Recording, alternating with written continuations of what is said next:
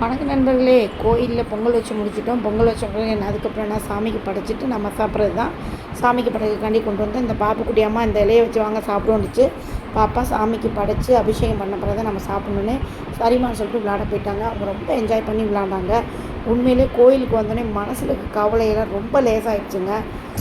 எந்த கவலை இருந்தாலும் ஒரு 5 நிமிஷம் சாமியை நினச்சி வேணும்னா அது ரொம்ப லேசாயிரும். அது மாதிரி கோயிலில் வந்து கொஞ்சம் நேரம் நிம்மதியாக உட்காந்து பொங்கல் வச்சு சந்தோஷமாக பேசி சிரிக்கும் போது நல்ல ஃபீலிங்ஸ் கிடைக்குங்க. நீங்களும் ட்ரை பண்ணி பாருங்கள். பாப்புக்குட்டி எப்படா பொங்கல் பானையை தருவாங்கன்னு சொல்லிட்டு அங்கேயும் இங்கேயுமா இருந்தாங்க. கடைசியில் பொங்கலுக்கு சாமி அபிஷேகம் பண்ணிட்டு பொங்கல் பானையை கையில் கொடுத்துறாங்க. பொங்கல் பானையை கொடுத்தோன்னே நாங்கள் எல்லோரும் உட்காந்து சாப்பிட உட்காந்துட்டோம்.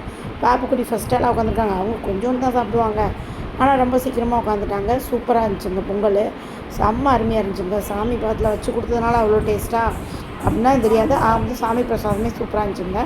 சாமி பிரசாதம் சாப்பிட்டு நாங்கள் வீட்டுக்கு கிளம்பிட்டோம். இந்த வீடியோ உங்களுக்கு பிடிச்சா லைக் பண்ணி ஷேர் பண்ணுங்கள், சப்ஸ்கிரைப் பண்ணுங்கள். பாய்.